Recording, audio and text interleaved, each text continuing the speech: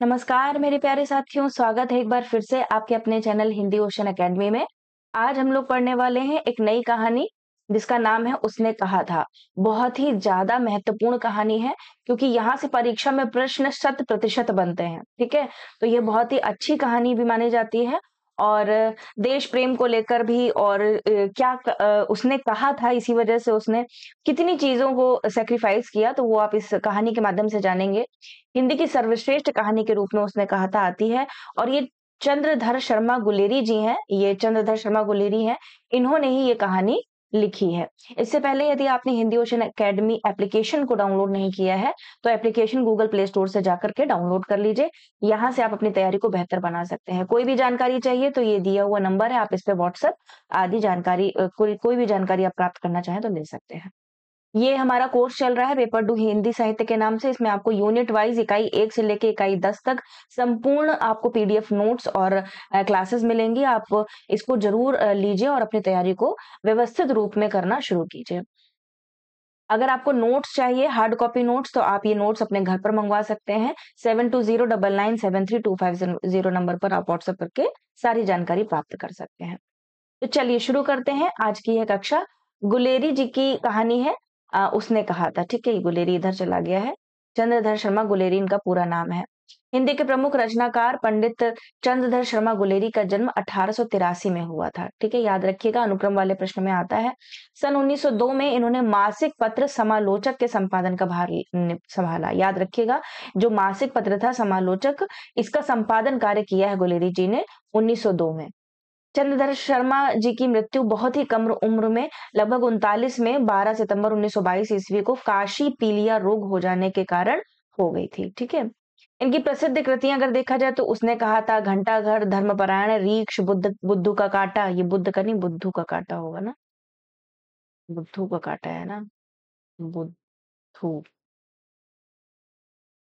सुखमय जीवन, हीरे का हार, मोरिसी मोही कुठाऊं, निबंध है, कछुआ धर्म इनकी प्रसिद्ध कृति है। चंद्रधर शर्मा गुलेरी का हिंदी साहित्य में सबसे अधिक प्रसिद्धि सन 1915 में सरस्वती मासिक पत्रिका में प्रकाशित उसने कहा था के कारण मिली थी। और ये जो कहानी है 5 भागों में विभाजित है। पूरी कहानी हम लोग अक्षरशः अभी पढ़ेंगे, है ना? तो कितने भागों में विभाजित है याद रखिएगा, 5 भागों में। इसका सारांश देख लेते हैं। ये कहानी प्रथम विश्व युद्ध, याद रखिएगा, एक बार यहीं से प्रश्न बना था। प्रथम विश्व युद्ध की पृष्ठभूमि पर रचित सफल व सक्षम कहानी है। कहानी का नायक बचपन में अमृतसर के बाजार में किसी सिख बालिका से प्रभावित होकर बार बार कहता है, तेरी कुड़माई हो गई, अर्थात तेरी सगाई हो गई। उत्तर में कुछ दिनों तक वह धत कहकर भाग जाती थी, किंतु एक दिन वह कहती है कि हाँ, हो गई है। तभी वह अबोध बालक अज्ञात कारणवश अशांत हो उठता है। रास्ते में कई लोगों को धकियाते हुए घर पहुंचता है। उसके बाद कहानी 25 साल आगे बढ़ जाती है। नायक फौज में भर्ती हो जाता है तथा नायिका की शादी एक सूबेदार से हो जाती है। एक दिन युद्ध के समय वे दोनों सूबेदार के घर अचानक मिलते हैं तथा नायिका उसे अपने पति सूबेदार की रक्षा करने का वचन नायक से लेती है। नायक अंतिम समय तक सूबेदार की रक्षा कर अपना वचन निभाता है तथा अंत में शहीद हो जाता है। तो ये सारांश है, मोटा मोटे तौर पर इसको मैंने बता दिया है कि इस कहानी में है क्या। और साथ ही साथ बताना चाहती हूँ कि इसमें जो सूक्ष्मता है किस प्रकार से आती है कि जब आप कहानी को पढ़ते हैं तो और भी चीजें, जैसे मान लीजिए कोई कथन है तो वजीरा सिंह ने कहा कि लहना सिंह ने कहा, है ना, या फिर किसी और पात्र ने कहा, तो उससे आपको ज्यादा समझ में आता है कि जब कहानी पढ़ते हैं तब उसका आप स्वतः उत्तर दे पाते हैं, तो आपको रटने की भी आवश्यकता नहीं होती है। मुख्य पात्रों के रूप में देखें तो मुख्य पात्र में लहना सिंह है, नंबर 77 सिख राइफल्स में जमादार है। बचपन में अपने मामा के यहाँ एक लड़की से प्रेम हो जाता है जो बाद में सूबेदारनी बनती है। कर्तव्यनिष्ठ सिपाही, कुशल सिपाही है ये। अपने दिए वचन को निभाने के लिए अपने प्राणों को भी कुर्बान कर देता है। सूबेदारनी जिसका नाम होरा है, याद रखिएगा, सूबेदार हजारा सिंह की पत्नी है, ठीक है? किसकी पत्नी है? सूबेदार हजारा सिंह की पत्नी है होरा। तो ऐसे याद रखिएगा, हा से होरा और हा से हजारा सिंह, है ना? तो कई इसमें पात्र है तो आप कंफ्यूज नहीं होंगे। बोधा सिंह की माँ है ये, ठीक है? तो याद रखिएगा, जो बोधा सिंह है वो हजारा सिंह का बेटा है, ठीक है? पिता कौन है बोधा सिंह का? तो हजारा सिंह है, बोधा सिंह उसका पुत्र है।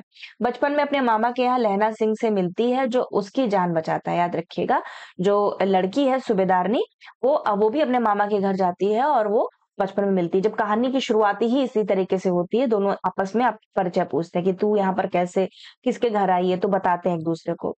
लहना सिंह अपने पति और पुत्र की रक्षा के लिए भिक्षा मांगती है। सूबेदार हजारा सिंह सूबेदारनी का पति है, बोधा सिंह का पिता है। लहना सिंह को बहुत चाहता है सूबेदार हजारा सिंह। सरकार ने खुश होकर लायलपुर में जमीन दी है, किसको? हजारा सिंह को। बोधा सिंह हजारा सिंह और सूबेदारनी का पुत्र है। युद्ध में घायल होने पर लहना सिंह उसे अपने गर्म कपड़े और अपना बिस्तर देता है, किसको? बोधा सिंह को देता है, मतलब उसके होरा के पुत्र को देता है। जब बल्कि सर्दी का बहुत माहौल होता है और उसमें भी वो अपने कपड़े, जो अपना गर्म कपड़ा होता है, उतार के दे देता है। गौड़ पात्रों में देखें तो वजीरा सिंह है। वजीरा कौन है? पलटन का विदूषक है। और लप्टन साहब है, जो 5 वर्ष से लहना सिंह के रेजिमेंट में अफसर थे। इसको मारकर कोई जर्मन इसका वेश धारण करके आता है, जिसकी पहचान कर लहना सिंह उसे मार देता है। मतलब लप्टन साहब के रूप में एक अंग्रेज जर्मन आ जाता है, मतलब वो पता करने की क्या चल रहा है, कितने लोग हैं यहाँ पर, कैसे मतलब वो लोग गोली फायर करेंगे, तो वो भेद लेने के लिए आता है। और लेकिन बाद में वो जान जाता है कि ये हमारा अफसर नहीं है, ये कोई और है। लेकिन वह लहना सिंह को घायल कर देता है। और भी देखें तो बात हो तो महा सिंह है, श्याम सिंह है, सिपाही है। अतर सिंह सूबेदारनी के मामा है, याद रखिएगा। जो अतर सिंह है वो सूबेदारनी के मामा है। कीरत सिंह लहना सिंह का भाई है। अब्दुल्ला लप्टन साहब का खानसामा है। कोल्हूराम डाक बाबू है और तुर्की मौलवी है। ठीक है, तो इतने गौण पात्र हैं और सारे ही पात्र इंपॉर्टेंट है, क्योंकि इस समय पात्र में चाहे मुख्य पात्र हो चाहे गौड़ पात्र हो, दोनों ही पात्र, बल्कि गौड़ पात्र ज्यादा पूछे जाते हैं परीक्षा में। मुख्य बिंदु में देखें तो लहना सिंह की आयु, अच्छा बच्चों की आयु जरूर पूछी जाती थी पिछली कक्षा में। आप पिछली पीवाईक्यू में देखेंगे कि सीता की उम्र पूछ ली गई थी दुलाई वाली कहानी से, है ना। बहुत से बच्चों ने बताया 8 वर्ष 9 वर्ष, जबकि सीता की आयु कितनी थी? लगभग 10, लगभग नहीं, उसमें लिखा हुआ है सीता की आयु 10 वर्ष थी, है ना। तो याद रखिएगा, ये सीता की आयु मैंने यहाँ पे लिखी है दुलाई वाली कहानी में। ठीक है, दुलाई वाली। लहना सिंह की आयु कितनी है? तो 12 वर्ष है। लड़की होरा, उसकी आयु 8 वर्ष है। ये पूर्व दीप्त शैली में लिखा गया, अर्थात जो ये कहानी है ये फ्लैशबैक शैली में लिखी गई। अच्छा, अभी एक कहानी पूछी गई थी कोसी का घटवार, वो भी फ्लैशबैक शैली में लिखी गई है, याद रखिएगा। ठीक है, एचपीएससी में क्वेश्चन बना था। प्रेम के आदर्श स्वरूप का चित्रण है। त्याग एवं वीरता के आदर्श की कहानी है। प्रथम विश्व युद्ध की पृष्ठभूमि पर लिखी गई है। देश प्रेम की कहानी है। सैन्य जीवन एवं युद्ध की विभीषिका का चित्रण है। मामा के केश धोने के लिए दही लेने आया था लड़का, मतलब कौन? लहना सिंह लेने आया था जब वो छोटा था। लड़की रसोई के लिए बड़ियां लेने आई थी। स्थान कौन सा है? तो स्थान अमृतसर है। मंगरे में कौन रहता है? सूबेदारनी का घर है। और मांझी में लहना का घर है। ठीक है। गुरु बाजार लहना के मामा का घर है। जगाधारी जहां लप्टन साहब शिकार खेलने गए थे। लायलपुर बर्लिन जहां सूबेदार को सरकार ने खेत दिया था, याद रखिएगा। ठीक है, तो ये इतने मुख्य रूप से स्थान विशेष का उल्लेख हुआ है। प्रमुख कथनों को हम लोग बाद में देख लेंगे, पहले हम लोग बढ़ते हैं कहानी की ओर। चलिए शुरू करते हैं। पहला पार्ट है, बड़े बड़े शहरों के इक्के गाड़ी वालों की जबान के कोड़ों से जिनकी पीठ छिल गई है और कान पक गए हैं, उनसे हमारी प्रार्थना है कि अमृतसर के बंबू काट वालों की बोली का मरहम लगावे। जब बड़े बड़े शहरों की चौड़ी सड़कों पर घोड़े की पीठ पर चाबुक से धुनते हुए इक्के वाले कभी घोड़े की नानी से अपना निकट संबंध स्थिर करते हैं, कभी राह चलते पैदलों की आंखों के ना होने पर तरस खाते हैं, कभी उनके पैरों की उंगलियों के पोरों को चीथ कर अपने ही को सताया हुआ बताते हैं, और संसार भर की ग्लानि, निराशा और शोभ के अवतार बने नाक की सीध चले जाते हैं। तब अमृतसर में उनकी बिरादरी वाले तंग चक्कर दार गलियों में हर एक लड्ढी वाले के लिए ठहरकर सब्र का समुद्र उमड़ा कर बोलते हैं, बचो खालसा जी। मतलब एक परिवेश दिखाया गया है, बाजार का परिवेश इसमें दिखाया गया है कि जो बड़े बड़े शहरों के गाड़ी इक्के वाले होते हैं वो किस प्रकार से चलते जाते हैं और अपनी चीजें बताते जाते हैं कि किस प्रकार से लोग सामने आ जाते हैं तो उनको किस प्रकार से बताते हैं कि बच्चों खालसा जी, हटो भाई जी, ठहरना भाई, आने दो लाला जी, हटो बादशाह, कहते हुए सफेद फेंटों, खच्चरों और बत्तखों, गन्ने, घूमचों और भारे वालों के जंगल में से राह खेते हैं। क्या मजाल है कि जी और साहब बिना सुने किसी को हटना पड़े। यह बात नहीं कि उनकी जीभ चलती नहीं, पर मीठी छुरी की तरह महीन मार करती है। यदि कोई बुढ़िया बार बार चितौनी देने पर भी लीक से नहीं हटती, तो उनकी वचनावली के ये नमूने हैं। क्या क्या नमूने हैं वचनावली के? कि हट जा जीने जोगिए, हट जा कर्मा वालिए, हट जा पुत्ता प्यारिए, बच जा लंबी वालिए। समष्टि में इनके अर्थ हैं, तो अगर इसका अर्थ देखा जाए तो कहते हैं हट जा जीने जोगिए, मतलब तू जीने योग्य है, तू भाग्यों वाली है, पुत्रों को प्यारी है, लंबी उम्र तेरे सामने है, तू क्यों मेरे पहिए के नीचे आना चाहती है, बच जा। तो ये यहाँ पर इस प्रकार से बोलते हैं। पंजाबी भाषा है तो इसमें थोड़ी-सी आप देखने को मिलेगी। ऐसे बम्बू काट वालों के बीच में होकर एक लड़का और एक लड़की चौक की एक दुकान पर आ मिले। तो वो लड़का-लड़की कौन थे? वही लहना सिंह था लड़का, और लड़की जो है वो होरा है, जिसको सूबेदारनी के नाम से यहाँ पर पुकारा गया है। उसके बालों और उसके इसके ढीले सुथने से जान पड़ता था कि दोनों सिख हैं। वह अपने मामा के केश धोने के लिए दही लेने आया था और यह रसोई के लिए बढ़िया। दुकानदार एक परदेसी से गुथ रहा था, जो सेर भर गीले पापड़ों की गड्डी को गिने बिना हटता ना था। तो वो सेर भर क्या गिन रहा था? गीले पापड़ों की गड्डी। इसको भी हाइलाइट कर लीजिएगा। तेरे घर कहाँ है? मंगरे में। और तेरे? मांझे में। यहाँ कहाँ रहती है? अतर सिंह की बैठक में, वे मेरे मामा होते हैं। मैं भी मामा के यहाँ आया हूँ, उनका घर गुरु बाजार में है। ठीक है, तो ये किसका किसका कथन है मैं बता देती हूँ। तेरे घर कहाँ है? कौन कहता है? लड़का पूछता है लड़की से। तो लड़की कहती है मंगरे में है मेरा घर। और तुम्हारे तुम्हारे कहाँ पे है? कहता है मांझे में। फिर वो बोलता है लहना सिंह कि यहाँ कहाँ रहती है? तो लड़की बताती है अतर सिंह की बैठक। अतर सिंह की बैठक मतलब जो अतर सिंह की बैठक होती है वो मेरे मामा जी होते हैं, मेरे मामा है जो अतर सिंह की बैठक में रहते हैं। मैं फिर वो लड़का कहता है कि मैं भी मामा के यहाँ आया हूँ, उनका घर गुरु बाजार में है। ठीक है, तो ये पूरा वाक्य इन दोनों के बीच में हुआ। इतने में दुकानदार निपटा और इनका सौदा देने लगा। सौदा लेकर दोनों साथ-साथ चले। अच्छा, एक और ये ये याद रखिएगा कि जो लड़का होता है वो अपने मामा के लिए केश धोने के लिए, बाल धोने के लिए दही लेने आया होता है, और जो लड़की होती है वो रसोई के लिए बढ़िया लेकर लेने आई होती है। ठीक है? इतने में दुकानदार निपटा और इनका सौदा देने लगा। सौदा लेकर दोनों साथ-साथ चले। कुछ दूर जाकर लड़के ने मुस्कुरा कर पूछा, "तेरी कुड़माई हो गई? मतलब तेरी सगाई हो गई?" इस पर लड़की कुछ आँखें चढ़ाकर धत कहकर दौड़ गई और लड़का मुँह देखता रह गया। दूसरे-तीसरे दिन सब्जी वाले के यहाँ, दूध वाले के यहाँ अकस्मात दोनों मिल जाते थे। मतलब अक्सर ये लोग बाज़ार में ही मिल जाते थे किसी-किसी बहाने से। महीना भर यही हाल रहा। 2-3 बार लड़के ने फिर पूछा, "तेरी कुड़माई हो गई?" और उत्तर में वही धत मिला। एक दिन जब फिर लड़के ने वैसे ही हँसी में चिढ़ाने के लिए पूछा, तो लड़की लड़के की संभावना के विरुद्ध बोली, "हाँ, हो गई।" "कब?" लड़का बोला, "कब?" "कल। देखते नहीं है रेशम से कढ़ा हुआ सालू, मतलब देखते नहीं है मेरा रेशम का कढ़ा हुआ जो दुपट्टा है, शॉल है, ये देखते नहीं मेरी जो कुड़माई है वो हो गई।" लड़की भाग जाती है। लड़की ने घर की राह ली। रास्ते में एक लड़के को मोरी में ढकेल दिया। एक छावड़ी वाले की दिन भर की कमाई खोई, एक कुत्ते पर पत्थर मारा और एक गोभी वाले के ठेले में दूध उड़ेल दिया। सामने नहाकर आती हुई किसी वैष्णवी से टकराकर अंधे की उपाधि पाई। तब कहीं जाकर वो लड़का घर पहुँचता, मतलब इतने हादसे होते हैं। जब वो बता देती है कि मेरी कुड़माई हो गई है, तब लड़के ने घर की राह ली और क्या-क्या हुआ उसके साथ में, ये बताया गया है। दूसरा पाठ पढ़ते हैं। राम राम, यह भी कोई लड़ाई है? दिन रात खंदकों में बैठे हड्डियां अकड़ गई। लुधियाना से 10 गुना जाड़ा और मेह और बर्फ ऊपर से। ठीक है, याद रखिएगा, लुधियाना लुधियाना से 10 गुना जाड़ा है जहाँ पे ये लोग हैं। पिंडलियों तक कीचड़ में धंसे हुए हैं। जमीन कहीं दिखती नहीं। घंटे 2 घंटे में कान के पर्दे फाड़ने वाले धमाके के साथ सारी खंदक हिल जाती है और 100-100 गज धरती उछल पड़ती है। इस गैबी गोले से बचे तो कोई लड़े। नगरकोट का जलजला सुना था। यहाँ दिन में 25 जलजले होते हैं। जो कहीं खंदक से बाहर साफा या कोहनी निकल गई तो चटाक से गोली लगती है।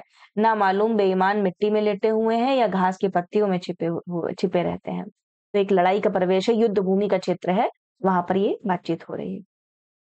लहना सिंह और 3 दिन है, 4 तो खंदक में बिता ही दिए। परसों रिलीफ आ जाएगी और फिर 7 दिन की छुट्टी। ठीक है, तो याद रखिएगा 3 दिन से वो लोग खंदक में हैं, 4 दिन और बचे हैं, उसके बाद में छुट्टी आ जाएगी 7 दिन की। अपने हाथों झटका करेंगे और पेट भरकर खाकर सो रहेंगे। उसी फिरंगी मेम के बाग में मखमल का सा हरा घास है। फल और दूध की वर्षा कर देती है। लाख कहते हैं, दाम नहीं लेती। कहती है तुम राजा हो, मेरे मुल्क को बचाने आए हो। एक दिन तक एक पलक नहीं झपकी। ठीक है, याद रखिएगा, 4 दिन तक एक पलक तक नहीं झेपी। बिना फेरे घोड़ा बिगड़ता है और बिना लड़े सिपाही। मुझे तो संगीन चढ़ाकर मार्च का हुक्म मिल जाए, फिर 7 जर्मनों को अकेला मारकर ना लौटूं तो मुझे दरबार साहब की देहली पर मत्था टेकना नसीब ना हो। पाजी कहीं के कलों के घोड़े संगीन देखते ही मुंह फाड़ देते हैं और पैर पकड़ने लगते हैं। यूं अंधेरे में 30-30 मन का गोला फेंकते हैं। उस दिन धावा किया था, 4 मील तक एक जर्मन नहीं छोड़ा था। पीछे जनरल ने हट जाने का कमान दिया, नहीं तो नहीं तो सीधे बर्लिन पहुंच जाते। क्यों? सूबेदार हजारा सिंह ने मुस्कुराकर कहा, लड़ाई के मामले जमादार या नायब के चलाए नहीं चलते। बड़े अफसर दूर की सोचते हैं। 300 मील का सामना एक तरफ बढ़ गए तो क्या होगा? ठीक है, याद रखिएगा, ये सूबेदार हजारा सिंह कह रहे हैं। ठीक है, लड़ाई के मामले में जमादार या नायब के चलाए नहीं चलते, बड़े अफसर दूर की सोचते हैं। सूबेदार जी सच है, लहना सिंह बोला, पर करें क्या? हड्डियों हड्डियों में तो जाड़ा धस गया है, सूर्य निकलता नहीं और खाई में दोनों तरफ से चंबे की बावलियों के से सोते झर रहे हैं। एक धावा हो जाए तो गर्मी आ जाए, मतलब एक लड़ाई हो जाए तो गर्मी आ जाए। पड़े हुए हैं खंडक में। आदमी उठ सिगड़ी में कोले डाल, उद्मी उद्मी उठ सिगड़ी में कोले डाल। वजीरा, तुम 4 दिन जने बाल्टियां लेकर खाई का पानी बाहर फेंको। लहना सिंह, शाम हो गई है, खाई के दरवाजे का पहरा बदल दे। यह कहते हुए सूबेदार सारी खंदक में चक्कर लगाने लगे। वजीरा सिंह पलटन का विदूषक था। बाल्टी में गंदा पानी भरकर खाई के बाहर फेंकता हुआ बोला, मैं पाधा बन गया हूं, करो जर्मनी के बादशाह का तर्पण। इस पर सब खिलखिला पड़े और उदासी के बादल छट गए। तो याद रखिएगा, मैं पाधा बन गया हूं किसका कथन है? वजीरा सिंह का कथन है। ठीक है, तो कथनों से प्रश्न बनता है और बन भी चुका है। उसको बहुत ही ध्यानपूर्वक पढ़िए और अपने नोट्स बनाइएगा। लहना सिंह ने दूसरी बाल्टी भरकर उसके हाथ में देकर कहा, अपनी बाड़ी में खरबूजों में पानी दो, ऐसा खाद का पानी पंजाब भर में नहीं मिलेगा। हाँ, देश क्या है, स्वर्ग है। मैं तो लड़ाई के बाद सरकार से 10 घुमा जमीन यहाँ मांग लूंगा और फलों के बूटे लगाऊंगा। लाड़ी होरा को भी यहाँ बुला लोगे या वही दूध पिलाने वाली फिरंगी में? चुप कर, यहाँ वालों को शर्म नहीं। देश देश की चाल है। आज तक मैं उसे समझा न सका कि सिख तंबाकू नहीं पीते। वह सिगरेट देने से हट करती है, ओठों में लगाना चाहती है और मैं पीछे हटता हूँ तो समझती है कि राजा बुरा मान गया, अब मेरे मुल्क के लिए लड़ेगा नहीं। अच्छा, अब बोधा सिंह कैसा है? तो यहाँ पर पूछ रहा है, अच्छा बोधा सिंह कैसा है? बोधा कौन है? हजारा सिंह का बेटा। अच्छा है, जैसे मैं जानता ही ना हूँ। रात भर तुम अपने कंबल उसे उड़ाते हो और आप सिगड़ी के सहारे गुजर करते हो। उसके पहरे पर आप पहरा दे आते हो। अपने सूखे लकड़ी के तख्तों पर उसे सुलाते हो, आप कीचड़ में पड़े रहते हो। कहीं तुम न मांदे पड़ जाना। जाड़ा क्या है? मौत है, और निमोनिया से मरने वालों को मुरब्बे नहीं मिला करते।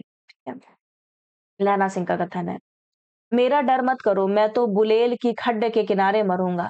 भाई कीरत सिंह की गोदी पर मेरा सिर होगा और मेरे हाथ के लगाए हुए आंगन के आम के पेड़ की छाया होगी। वजीरा सिंह ने त्योरी चढ़ाकर कहा, क्या मारने मारने की बात लगाई है? मरे जर्मनी और तुर्क।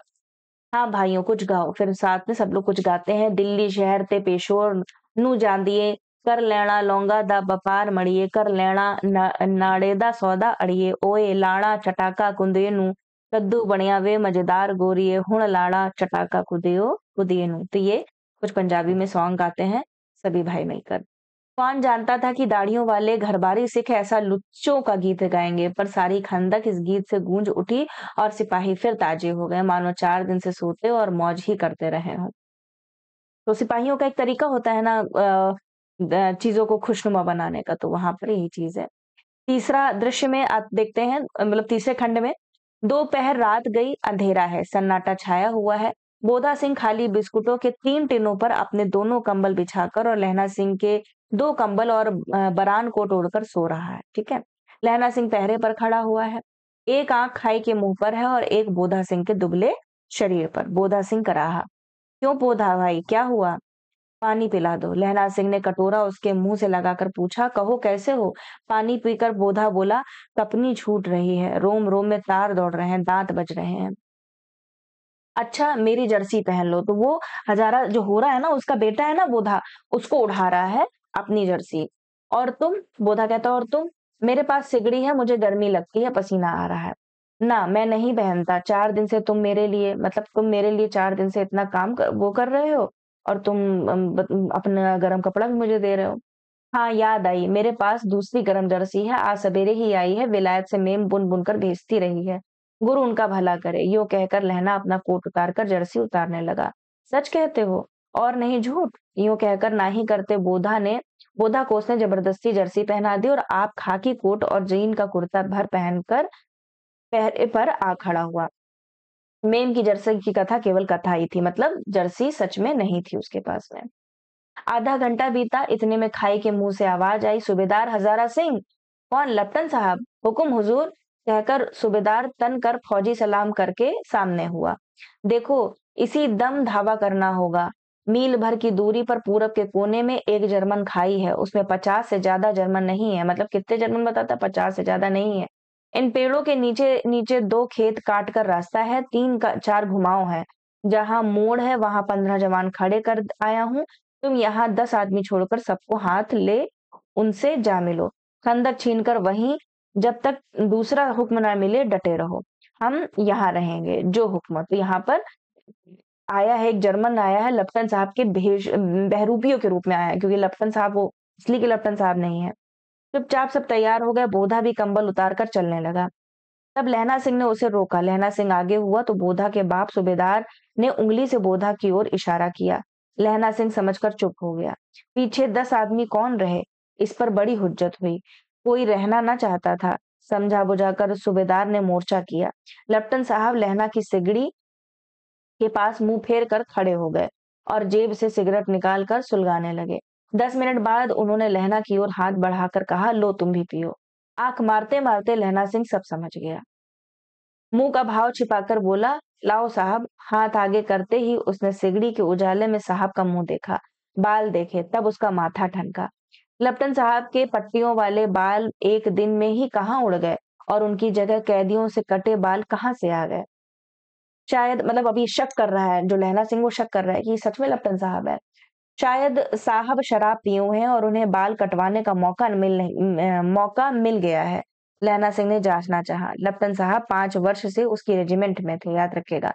जो लेफ्टिनेंट साहब थे 5 वर्ष से लहना सिंह की रेजिमेंट में थे। क्यों साहब, हम लोग हिंदुस्तान कब जाएंगे? लड़ाई खत्म होने पर। क्यों, क्या यह देश पसंद नहीं? नहीं साहब, शिकार के वे मजे यहाँ कहाँ याद है। पार साल नकली लड़ाई के पीछे हम आप जगाधारी जिले में शिकार करने गए थे।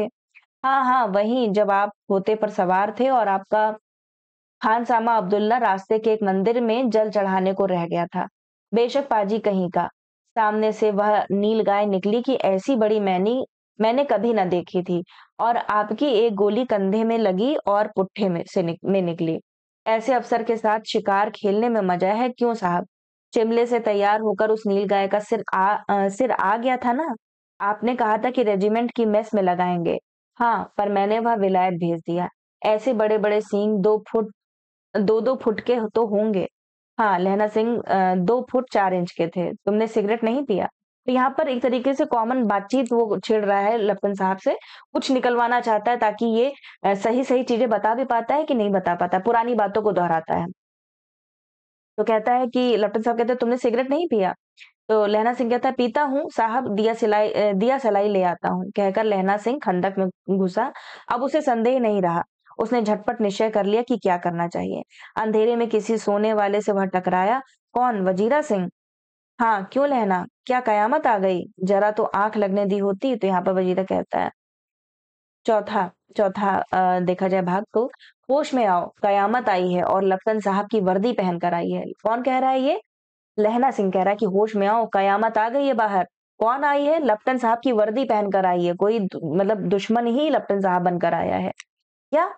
लप्टन साहब या तो मारे गए हैं या कैद हो गए हैं। उनकी वर्दी पहनकर यह कोई जर्मन आया है। सूबेदार ने इसका मुंह नहीं देखा, मैंने देखा और बातें की हैं। सोहरा साफ उर्दू बोलता है, पर किताबी उर्दू, और मुझे पीने को सिगरेट दिया है।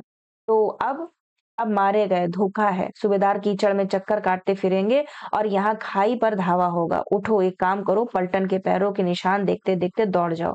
अभी बहुत दूर ना गए होंगे। सूबेदार से कहो एकदम लौट आए। खंदक की बात झूठ है। चले जाओ, खंदक के पीछे से निकल जाओ। पत्ता तक ना खड़के, देर मत करो। हुक्म तो यह है कि यही ऐसे तैसी हुक्म की। मेरा हुक्म जमादार लहना सिंह जो इस वक्त यहाँ सबसे बड़ा अफसर है, उसका हुक्म है। मैं लप्टन साहब की खबर लेता हूँ। तो यहाँ पर सबको वो सुरक्षित भेज देता है और कहता है मैं खबर लेता हूँ। लहना सिंह कहता है, पर यहाँ तो तुम 8 ही हो। 8 नहीं, 10 लाख। एक एक अकालिया सिख 1.25 लाख के बराबर होता है। चले जाओ। तो यहाँ पर ऑर्डर के रूप में देता है कि तुम लोग जाओ, अपनी जान बचाओ, मैं देख लूंगा। लौटकर खाई के मुहाने पर लहना सिंह दीवार से चिपक गया। उसने देखा कि लेफ्टिनेंट साहब ने जेब से बेल के बराबर 3 गोले निकाले, तीनों को जगह-जगह खंदक की दीवारों में घुसेड़ दिया और तीनों में एक तार सा बांध दिया। तार के आगे सूत की एक गुत्थी थी, जिसे सिगड़ी के पास रखा। बाहर की तरफ जाकर एक दिया सलाई जलाकर गुत्थी पर रखने। बिजली की तरह दोनों हाथों से उल्टी बंदूक को उठाकर लहना सिंह ने साहब की कोहनी पर तान कर दे मारा। धमाके के साथ साहब के हाथ में से दिया सलाई गिर पड़ी। लहना सिंह ने एक कुंदा साहब की गर्दन पर मारा और साहब आंख नीन गोट करते हुए कहते हुए चित्त हो गए, मतलब मारा लहना सिंह ने। लहना सिंह ने तीनों गोले बीन कर खंदक के बाहर फेंके और साहब को घसीट कर सिगड़ी के पास लेटाया। जेबों की तलाशी ली, 3-4 लिफाफे और एक डायरी निकालकर उन्हें अपनी जेब के हवाले किया। साहब की मूर्छा हटी। लहना सिंह हंसकर बोला, क्यों लेफ्टिनेंट साहब, मिजाज कैसा है? आज मैंने बहुत बातें सीखी। यह सीखा कि सिख सिगरेट पीते हैं। यह सीखा कि जगाधारी के जिले में नीलगाय होती हैं और उनके 2 फुट 4 इंच के सींग होते हैं। तो मतलब उनको बता रहा है कि मैंने आपसे ये सब सीखा। यह सीखा कि मुसलमान खानसामा मूर्तियों पर जल चढ़ाते हैं और लेफ्टिनेंट साहब खोते पर चढ़ते हैं। पर यह तो कहो, ऐसी साफ उर्दू कहाँ से सीखा है? हमारे लेफ्टिनेंट साहब तो बिन डेम के 5 लफ्ज भी नहीं बोला करते थे। लहना ने पतलून के जेबों की तलाशी नहीं ली थी। साहब ने मानो जाड़े से बचने के लिए दोनों हाथ जेबों में डाले। लहना सिंह कहता गया, चालाक तो बड़े हो, पर मांझे का लहना इतने बरस लेफ्टिनेंट साहब के साथ रहा है। उसे चकमा देने के लिए 4 आंखें चाहिए। 3 महीने हुए एक तुर्की मौलवी मेरे गांव आया था। औरतों को बच्चे होने की ताबीज बांटता था और बच्चों को दवाई देता था। चौधरी के बड़ के नीचे मंजा बिछाकर हुक्का पीता रहता था और कहता था कि जर्मनी वाले बड़े पंडित हैं। वेद पढ़ पढ़कर उनमें से विमान चलाने की विद्या जान गए हैं। गौ को नहीं मारते। हिंदुस्तान में आ जाएंगे तो गौहत्या बंद कर देंगे। मंडी के बनियों को बहकाता कि डाक खाने से रुपया निकाल लो, सरकार का राज्य जाने वाला है। डाक बाबू पोलू राम भी डर गया था। मैंने मुल्ला जी की दाढ़ी मूड़ दी थी और गांव से बाहर निकालकर कहा था कि जो मेरे गांव में अब पैर रखा तो साहब की जेब में से पिस्तौल चली और लहना की जांघ में गोली लगी। इधर लहना की हेनरी मार्टिन के 2 फायरों ने साहब की कपाल क्रिया कर दी। धड़ाका सुनकर सब दौड़ आए। बोधा चिल्लाया, क्या है? लहना सिंह ने उसे यह कहकर सुला दिया कि एक हड़का हुआ कुत्ता आया था, मार दिया और औरों से सब हाल कह दिया। सब बंदूकें लेकर तैयार हो गए। लहना ने साफा फाड़ कर घाव के दोनों तरफ पट्टियां कसकर बांधी, मतलब वो घायल हो गया था लहना सिंह। घाव मांस में ही था। पट्टियों के कसने से लहू निकलना बंद हो गया। इतने में 70 जर्मन चिल्लाकर खाई में घुस पड़े। ठीक है, तो पता तो था ही, जब लेफ्टिनेंट साहब तो जर्मन था ही, वो जासूस बनकर आया था। तब तक 70 जर्मन आ चुके थे। सिखों की बंदूकों की बाढ़ ने पहले धावे को रोका, दूसरे को रोका, पर यहाँ थे 8।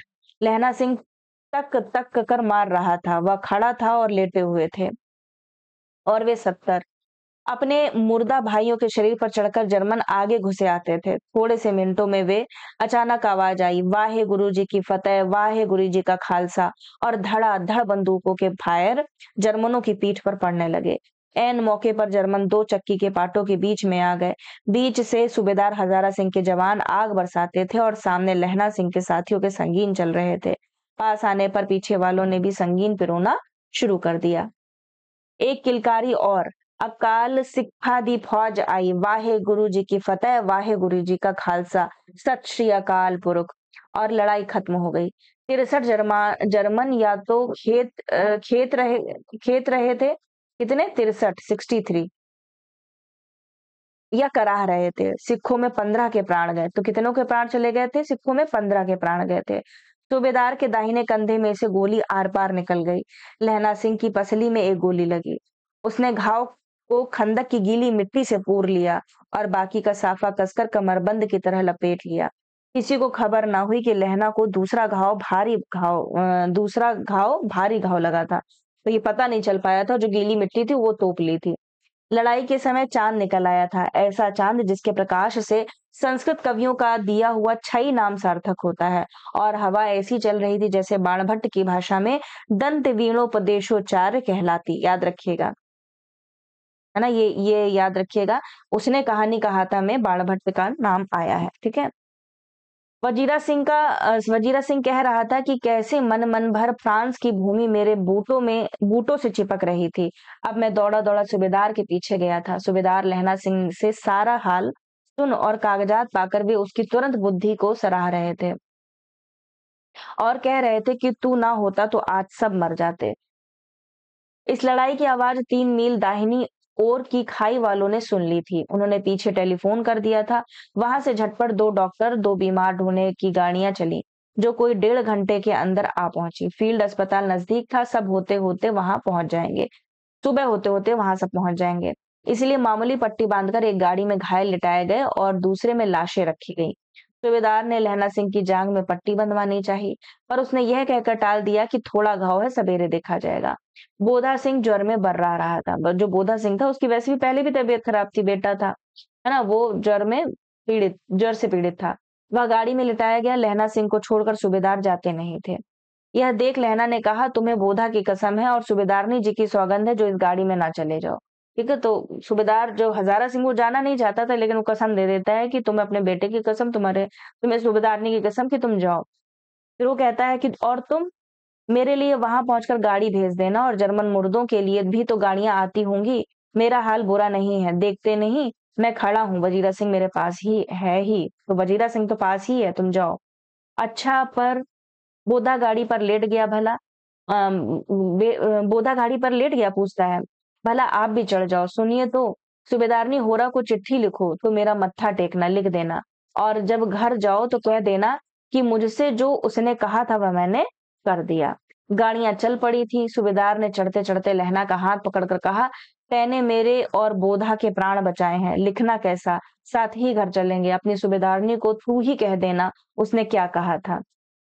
अब आप गाड़ी पर चढ़ जाओ, मैंने जो कहा वह लिख देना और कह भी देना। गाड़ी के जाते लहना लेट गया, वजीरा पानी पिला दे और मेरा कमरबंद खोल दे, तर हो रहा है। 5वां भाग। मृत्यु के कुछ समय पहले स्मृति बहुत साफ हो जाती है। जन्म भर की घटनाएं एक एक करके सामने आती हैं। सारे दृश्यों के रंग साफ होते हैं, समय की धुंध बिल्कुल उन पर से हट जाती है। लहना सिंह वही 12 वर्ष का है। अमृतसर में मामा के यहाँ आया हुआ है, दही वाले के यहाँ, सब्जी वाले के यहाँ, हर कहीं उसे एक 8 वर्ष की लड़की मिल जाती है। जब वह पूछता है तेरी कुड़माई हो गई, तब धत कहकर वह भाग जाती है। एक दिन उसने वैसा ही पूछा तो उसने कहा, हाँ कल हो गई, देखते नहीं है रेशम के फूलों वाला सालू। सुनते ही लहना सिंह को दुख हुआ, क्रोध हुआ। क्यों हुआ? वजीरा सिंह पानी पिला दे। नहीं नहीं, भी और कहानी बची हुई है, 1 मिनट रुकिएगा आप लोग। हाँ, कहानी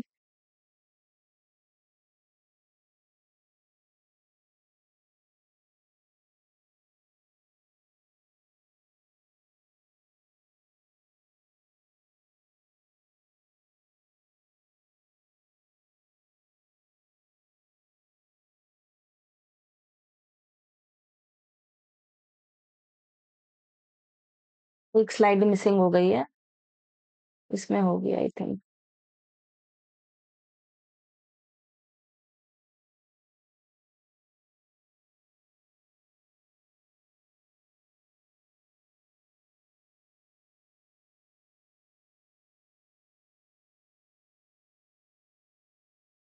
25 वर्ष बीत गए। अब लहना सिंह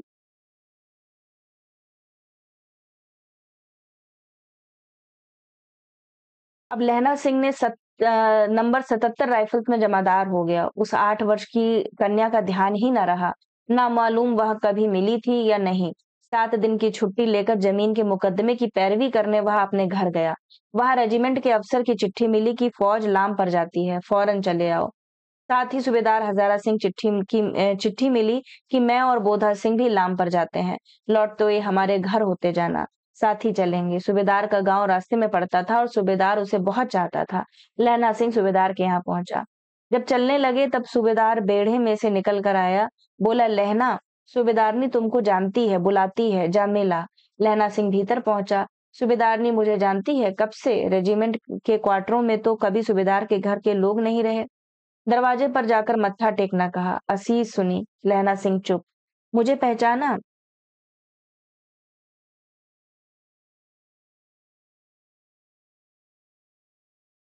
वो कहती है, नहीं, तेरी कुड़माई हो गई, धत, कल हो गई, देखते नहीं रेशमी बूटों वाला सालू अमृतसर में। भावों की टकराहट से मूर्छा खुली, करवट बदली, पसली का घाव बह निकला। वजीरा पानी पिला, उसने कहा था। स्वप्न चल रहा है, सूबेदारनी कह रही है, मैंने तेरे को आते ही पहचान लिया। एक काम कहती हूँ, मेरे तो भाग फूट गए। सरकार ने बहादुरी का खिताब दिया है, लायलपुर में जमीन दी है, आज नमक हलाली का मौका आया है, पर सरकार ने हम तीमियों की एक घंघरिया पलटन क्यों न बना दी, जो मैं भी सूबेदारनी के साथ चली जाती। एक बेटा है, फौज में भर्ती हुए उसे 1 ही बरस हुआ, उसके पीछे 4 और हुए, पर एक भी नहीं जिया। सूबेदारनी रोने लगी। ठीक है, तो याद रखिएगा, कितने 4 और हुए थे लेकिन एक भी नहीं जिया। अब दोनों जाते हैं मेरे भाग। तुम्हें याद है, एक दिन तांगे वाले का घोड़ा दही वाले की दुकान के पास बिगड़ गया था। तुमने उस दिन मेरे प्राण बचाए थे। आप घोड़े की लातों में चले गए थे और मुझे उठाकर दुकान की तख्ते पर खड़ा कर दिया था। ऐसे ही इन दोनों को बचाना, यह मेरी भिक्षा है, तुम्हारे आगे आंचल पसारती हूँ।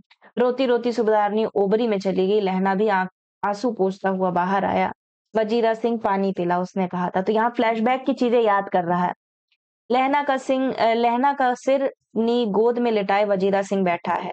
जब मांगता है तो किसकी गोद में बैठा है, किसकी गोद में सर रख के लेटा है लहना? वजीरा सिंह, याद रखिएगा। जब मांगता है तब पानी पिला देता है। आधे घंटे तक लहना चुप रहा, फिर बोला, कौन? कीरत सिंह?